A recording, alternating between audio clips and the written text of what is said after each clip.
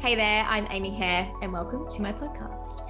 This is the podcast that you come to if you are looking for true inspiration and motivation in your life.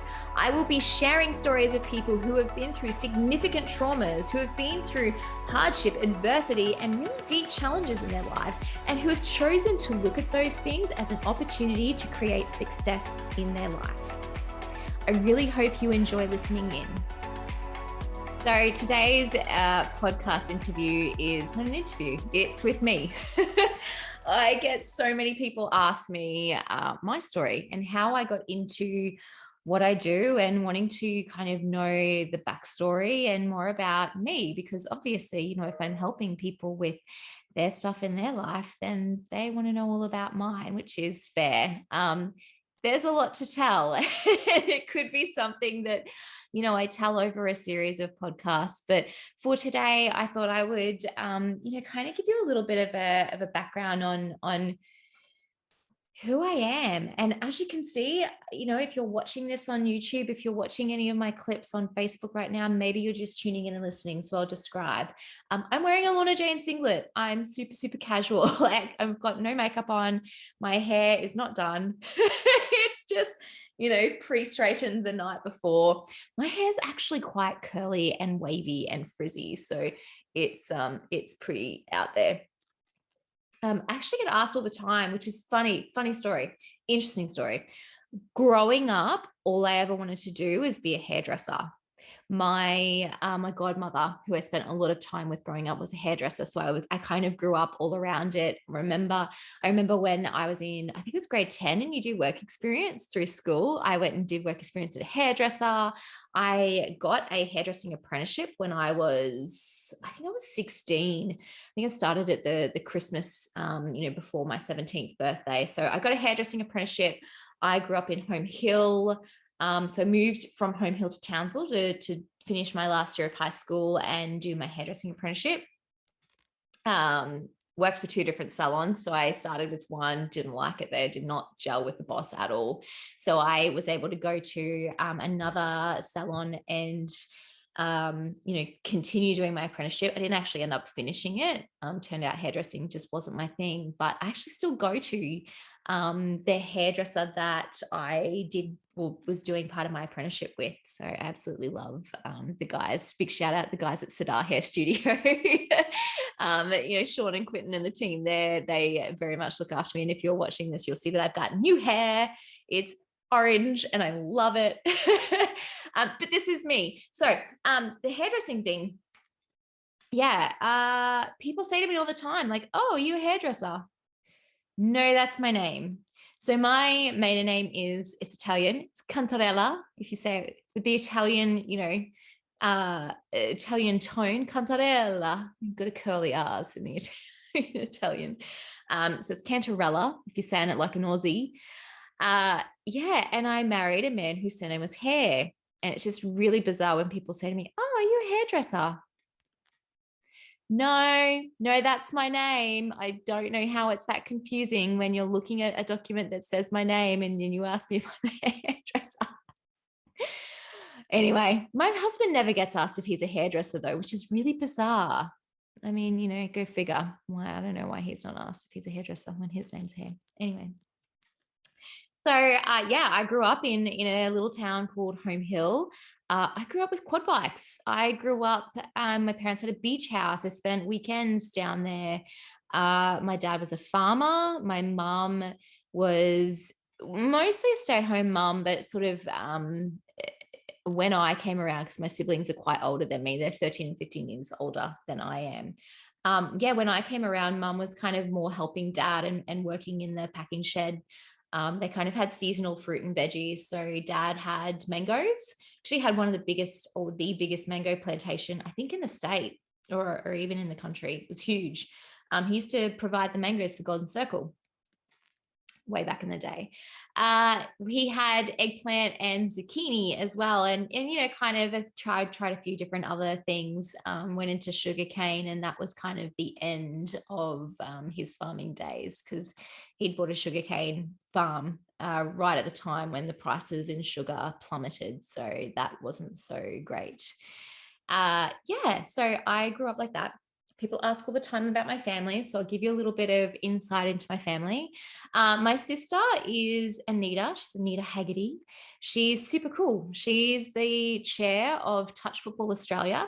She was actually one of the big key players in the amalgamation of touch football and NRL to make it the biggest sport in the country, like with the kind of biggest member base. So she's a pretty powerful woman. She has her own company. She has a recruitment company that she's been in for a very, very, very long time. I think since I was 18, that was actually my first kind of real job. I worked with her. She has 2 adult children. Her husband's a builder. And it's funny because the house that they live in, I think they've been renovating it for 15 years. As you say, when you live with someone who does a trade, don't expect it done at home. My sisters are a really cool person. She's very driven. And I'm actually in awe of her and the things that she does. So we don't have like a, I suppose a typical, if you will, sisterly kind of relationship. We don't, hang out or anything like that. I think that's just, the kind of the 2 different generations, and we're both very, very, very busy people. Definitely there for each other, whenever we need it, but we're not the kind of sisters that would go and hang out and do lunches or dinners or, anything like that. She's here in Townsville. So she doesn't live far from me. We actually still play touch football together on a Sunday, which is very, very, it's very fun. Actually, we had a little link in. So I still play touch. I play TRL, and I've just gone back to athletics. We had a little link in quite a while ago. It was probably one of the kind of first games of the season, or into the first few games of the season.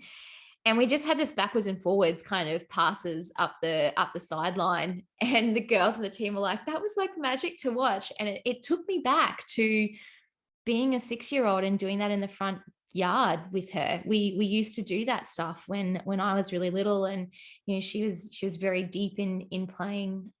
She's very much, I think Anita, lives and breathes touch. It's very much her passion. And, kind of every element of it, she's just loves it. But just doing that little, backwards and forwards up the sideline all those months ago, it took me back to that place, because we did it, and it was just there, like it just fell into place. So that was a really kind of nice moment that took me back to being a kid with her. My brother, he's a finance broker. He is based at the Gold Coast. He's actually here visiting at the moment while I'm recording this. So we spend a bit of time. We actually spend more time together, him and I, than kind of, I do with my sister. My brother's, he's single, ladies. He's super cool. So he's a finance broker, lives at the Gold Coast. I have quite a bit of work, that happens at the Gold Coast. So I am down visiting him, and I stay with him, quite often. He makes his way up to Townsville a few times a year and comes and stays with us. And, I've got little kids. So my children are 9, 9.5, 8, and 3.5. So Justin comes and hangs out with them. He was a promising football player. He actually moved from Home Hill, where we grew up. He moved from Home Hill to Brisbane when, I think he would have been about 18 or 19 when he moved. He moved with some friends to play with a football club called Wynnum Manly down in Brisbane. And, they were a feeder club for, I think at that time they were feeding into, or still do maybe, into the Broncos, if you're around NRL and understand that stuff. And he had a career-ending injury that had kind of developed or started when he was injured he was in year 10 playing soccer, and someone kneed him in the back and kind of had like a twist in his pelvis. And this thing called osteopubis developed. So while he was down in Brisbane, that came up, and that was it. He was out. He was a very, very, very talented athlete in all aspects. He actually still has records, athletics records down in Home Hill from when he was in primary school and high school. So yeah, that's pretty impressive to see that those records have held up all of these years. Like that was back in, it would have been the 80s. You know, back in, well, I was born in 87. So yeah, that was, and he's 13 years older than me. So yeah, early 80s when he set some of those records. I've still got records there as well. I've still got some records at both high school and primary school, actually. So it's super cool. I actually love, I get a little bit of a little bit of an ego boost, if you will, when people that know me, they go to athletics carnivals down there and they send me screenshots. They're like, look, that's you. So yeah, very proud of my little sporting achievements when I was young all those years ago. But yeah, so family. Sorry. See, I tend to get a bit, off track. I'll tell you why later, why I kind of go all over the place. My mum and dad. So yeah, dad was a fruit and veggie farmer. He moved to Australia from Sicily. I think it's called Jade is where he's originally from. He was 3 when his family migrated over. He's got 2 older sisters and 2 younger brothers. So he's kind of smack bang in the middle. Actually, my eldest son was born on his mum's birthday. So that was, really, really special. Actually, sadly, she passed away 6 weeks after my eldest son was born. So, so my dad is a Sicilian man. So if any of you know European ethnic families, he's very strict. Understandably, the things that he's kind of gone through and exposed to in his life have made him the way that he is. I never had a relationship with my dad, sadly, growing up. My mum and dad had quite a toxic marriage. So I was sort of brought up being exposed to that. There was a lot of fighting, not physical, just verbal, yelling at each other. I grew up in that. I was very deep in that. That was kind of my understanding of what a marriage was, which was no surprise when, my first marriage, I ended up in a marriage like that. Mum and dad. Mum, well, both talented athletes. Mum was a sprinter. She actually trained under, the top at that time of her time, the top sprint coaches in the world, in the country. Ugh, I don't know what I'm saying. Yeah. So my mum was a very talented sprinter. Oh gosh, you know what? She may even still have records from way back. And that would be, so she was born in 1953. So that would be, late 50s, 60s kind of era is when she was kind of running. Like she was the era of Betty Cuthbert. So if you're older and you're listening to this and you know who Betty Cuthbert was, is still around? I don't know. Someone let me know. Is Betty Cuthbert still around? She was a sprinter. She was an Australian sprinter, and she was kind of known for sprinting with her mouth open. So she would like flick her head back and open her mouth when she was running. If you Google images of Betty Cuthbert, you'll be able to see what she was like. She was super cool. She actually there's a book about her. So that was my mum. Dad was a very talented football player. I'm kind of, all-round athlete. So it was no surprise really that us 3 kids all ended up being quite athletic and following sort of sporting passions. My parents, like I said, had a very toxic relationship when I was, oh gosh, how old was I? It's only been since I've been an adult. 2011, I think. So 10 years ago, they finally separated. And I say finally because it was just like, oh gosh, you 2 just should not be together. So they finally separated, around 10 years ago. Dad's with a partner. My mum has a partner. Sadly, I don't have a relationship, not sadly for me, sadly for her. And I'll explain that again later. I don't have a relationship with my mother. She's quite unwell, and with a really sort of toxic man.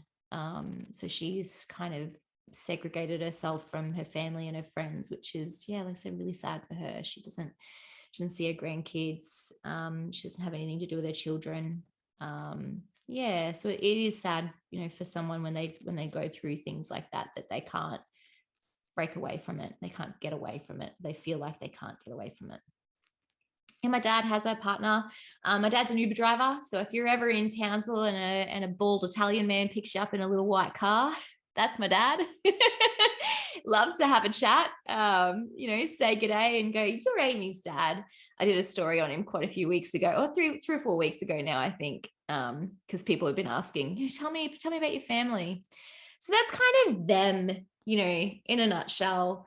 We're not the kind of family that gets together often, and does dinners or that sort of thing. We're all quite busy people. I would say we're all quite driven people as well. We've kind of got our own things going on, our own lives happening, but yeah, we do come together for, the important and the special things. My son Jackson played his first game of touch football last night for the club that my sister and I play for, and my brother came down and watched, and because he's visiting, and my sister was going to come down, but she said she wasn't feeling 100%. Actually, this is how not close my family is, right? This is how much we don't catch up.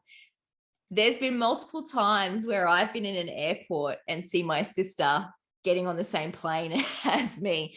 So much so that a few months ago, I was sitting at the airport waiting to get on my flight, and I see this person kind of walk in and walk up the way, and I was like, that looks like my sister's walk. So I ring her, and I was like, she's rummaging through her bag, and I've gone, oh my God, if she ignores me, if she doesn't answer, she's gonna be in so much trouble. But as she answers, she's like, hello, this is 5:30 in the morning. I was like, I can see you. She's like, oh, you're here. Oh, yeah. So anyway, we get on the plane, and then she sits next to me. So, or just like across the hall from me. And then yesterday, my brother and sister were on the same flight back from Brisbane to Townsville and didn't even know until they got off the plane in Townsville and saw each other like, what are you doing? So yeah, that's how how much we don't talk to each other. So I got into, the field of coaching and development and healing, I suppose, if you will, through going through massive traumas. Like I said, I grew up in a really toxic household. I went through a really intense experience when I was 16, and I was sexually assaulted by my boyfriend at the time. I ended up pregnant from that. I had a mum who couldn't handle it and wanted to send me away. I went through a termination. I went through experiencing, I experienced things that I didn't know how to process, and I didn't actually know what I was going through. I didn't know that, this was kind of the start of anxiety in my life. And I have 2 anxious parents. So kind of anxiety was something that I was brought up into, but being quite young, I didn't understand all of that. I, developed at the age of 16, started to develop anxiety. I quit everything that I loved and that I was good at. I was good at touch and netball and athletics, and I just gave everything away, and kind of just dropped off the face of the earth, I suppose. At that time, I started cheerleading as well. I was a NRL cheerleader. I was a cheerleader for the Cowboys. So I was 17 when I started cheerleading for the Cowboys. And I loved it. Like I absolutely, and I remember 1995, the very first Cowboys game was Cowboys versus Bulldogs back then it was called Stockland Stadium in Townsville. And my dad was, being a big NRL fan. Mum and dad had season tickets. So I grew up going to the Cowboys, and I remember watching the cheerleaders, and right from day dot back in 95. So I would have been 8. I watched the cheerleaders and I was like, I'm going to be a cheerleader. Like that's all I wanted to do. And then, when I was 17 and had the opportunity to do that, that was just like so cool. And I loved it. I really did. I enjoyed it. I love being out there, love dressing up, love dancing, love performing, liked football players. I'll talk about that another time. It was very nice being around anyway. So yeah, I did that. It was when I was 18, 19 that the anxiety really kind of kicked me up the bum. I watched someone have a fit while I was at work one day, and yeah, that messed me up. Just the watching someone not have control over their own body in that moment was terrifying, and it developed panic attacks for me. So I spent the next 12 months having quite severe panic attacks, to the point where I was hospitalized 3 times, had multiple ambulance rides, thought I was dying. There was a period of probably 3 months where every single night I thought I was going to die in my sleep. So it would take me hours upon hours to get to sleep at night. I would have to go in the shower to calm myself down. So, sometimes it could be 11 o'clock at night and I'd go and sit in the bottom of the bathtub and just try to calm down. I had a little mantra that I developed at that time, and it was, anything I can get myself into, I can get myself out of. So I knew, even at that point, without the kind of understanding of what anxiety was, even the understanding of what I was going through, there was some part of me that was able to process, and I put it down to now intuition, that there was something that told me that anything I can get myself into, I can get myself out of. And I knew that anxiety was something that I was creating.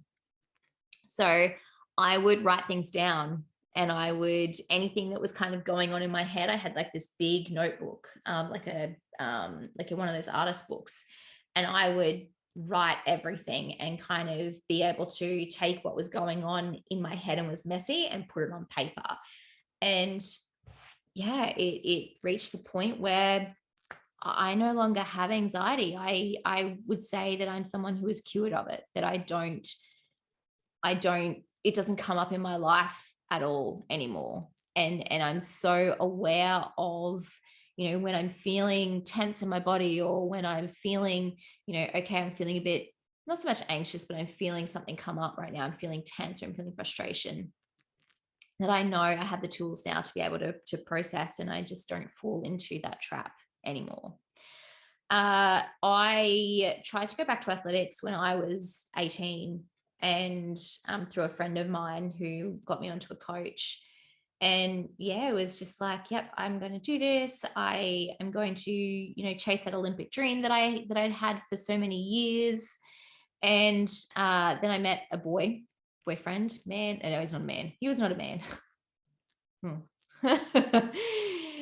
Yeah. Anyway, anyone with an ex-husband understands where I'm going. So I met someone and gave everything away, mainly because he didn't like it. He didn't like that I had attention on me. I used to model, used to cheerlead, and he just initially was like, oh yeah, that's so cool. You've got such a great body.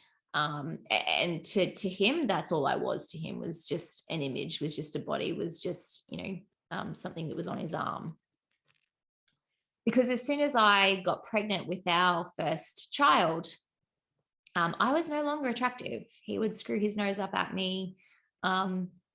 He'd do this thing where he'd just go, oh, it's just different. Wasn't the pretty model. I wasn't, the cheerleader anymore. I wasn't the athlete anymore. I was a mum, and my body changed, and he didn't like that. And yeah, so, I'd quit athletics prior to that. I'd quit athletics because, he didn't like it, and sort of quit everything. And had Jackson, and was very determined when Jackson was born to get back to my pre-baby weight. Not for me, for my husband at the time, because I wanted to be attractive to him. And then I think Jackson it would have been 8 months old, and I got pregnant with Lucas. So my first 2 boys are 16 months apart. And once again, going through pregnancy and having a husband who didn't want to touch me, who didn't want to be near me, kind of opened up just a world of pain for me. I felt useless. I felt unattractive. I felt disgusting. My self-worth didn't exist. I really struggled having 2 little children, one of whom was born unwell, So, and I'll do another, talk on that. But Lucas was born with a rare disease, and he was in and out of hospital. He's had 18 operations. He's experienced significant trauma. And at the time of having Lucas, my husband at the time worked out of town. So he was 2 weeks on, 2 weeks off. So for 2 weeks, I was a mum to 2 little boys, 16 months apart, one with medical condition, and just struggling in life. I didn't enjoy, and in all honesty, I didn't enjoy being a mum. I didn't at that point, because there was just so much pain in all of my life. I didn't feel comfortable in myself. And through that period, my ex-husband had an affair with someone that he worked out of town with. So, I went through that, and it was my processing skills at that point in my life were not great. So it was horrendous. It was screaming matches. It was just toxicity, trauma, abuse. It was disgusting, really. And when Lucas was 1 month away from turning 2, I finally got out of that environment. And it was the best thing I ever did. And created a really happy, calm home for my boys. And I got away from, that just really, really toxic environment that we were in. 6 months later, I met my husband now, and he's beautiful and the complete opposite. And when we got pregnant and had our baby, he just was like, you're the most beautiful thing in the world. And, complete opposite. And I fully believe that I had to go through everything that I went through in my life to create the life that I've created now, and to find the people that I've got in my life now, because I went through the hard stuff. And, that's why I do what I do. That's how I can do what I do, because I've been through really deep, intense traumas and experiences, and I've learned from every single one of them. And I'm so grateful for every single one of them, because it gives me the ability to do what I do so well. I always say there's a red flag if you go to a coach, or someone that's trying to teach you something and they haven't been through intense things themselves. If you're going to someone like that who hasn't been through intense things, then run away, because they cannot help you, because they do not know what it's like. How can you expect someone to help you through your stuff if they've never been through anything like that themselves? And I always say that the people who are supposed to come to me. And I have never in the last few years of doing this, I've never had someone come across my path who I haven't been able to work with and help. And if I can't, I don't work with them. If I can't help someone, I will not work with them, because it's not what I'm about. I'm not going to take money from someone, and I'm not going to waste my time or their time if I feel I can't help them, because it's just not fair. But I don't have that, because I put the energy out that I work with people who are supposed to come to me.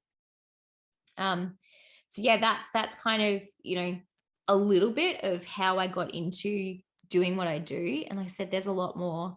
There's all sorts of things, that I've experienced that have led me to this point in time. But the one big takeaway that I have from all of it, and the one big thing that I coach people through, is everything in our life, every single challenge is an opportunity to create a bigger, better version of you, a bigger and a better life.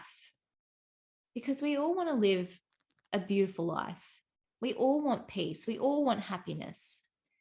And when people say, I just want to be easy, you're the wrong species, because life is not meant to be easy. Life is meant to challenge you. There are supposed to be challenges in life, because if there aren't challenges, you won't learn, you won't develop, you won't grow. I say all the time, get comfortable with the uncomfortable. Because if you are comfortable, you aren't getting better. You aren't learning. You aren't developing. If you are comfortable, you will never achieve any. If you are comfortable, rather, you will never achieve anything. If you get comfortable being uncomfortable, that's where the achievement is. That's where the goodness is. Like, that's where the gold is, right? If you're being challenged, you can become better. It's like the kind of, to build your muscles, they need to fracture, they need to pull apart, because that's how we build them. And then, the proteins and everything go in between and they build bigger muscles, they build stronger muscles. Challenge is what gives us opportunity. That's how people have become successful. It's in the challenge. That's what I help people with. That's why I do what I do. So I've been challenged. And now when I get a challenge, I'm like, right, bring it on. There's something good coming for me. But that's why I do what I do. That's why I'm able to help so many people the way that I help them. Because I've been in the challenge, been in the hurt locker, I've been in the pain, and I've been able to turn that around and look at everything as a positive. And, all you have to do is have a chat with me and realize that literally that attitude, that mindset transpires across every element of my life. Someone walks through my door and they're like, yep, here's a challenge. And I go, cool, let's do this. A while ago, I actually had someone try to sue me for a previous business. Someone designed a website. I wouldn't say design a website. Someone said that they were going to design a website for me and they just didn't. And they tried to sue me. And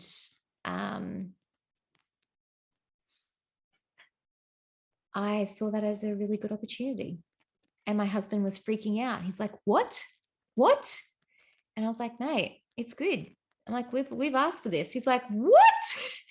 And I'm like, if I want this really big thing in my life, if I want to achieve this, then I need to go through this, because I want big things in my life. You might not be chasing the same goals that I'm chasing, but there will be goals that you're chasing. It might be that you want your dream home or your dream car or your dream job or your dream partner. In order to get to that, you have to go through the challenge and you have to learn from the experience. Because if you keep repeating cycles, you're never going to get anywhere. Learn from it. That's what I did. I took this as an opportunity to learn. So quite literally, everything that comes my way that's perceived as a challenge, that outwardly would look like a challenge, I'm like, this is a really good opportunity. That's the kind of level that I operate at. So yeah, that's a little bit about me. Stay tuned for the next one. The kind of next time I'll catch up with you guys. I'll tell you all about Lucas and his journey and what that's meant for him and our family and kind of all the exciting things that we've been through with that. And thanks so much for listening. Well, there you have it. Yet another inspirational and motivational story that we were able to share with you. Please don't keep us a secret. Share the love across all of the social media platforms. The more the merrier. If we can get the message out to as many people as possible, then we can inspire and motivate as many people as possible.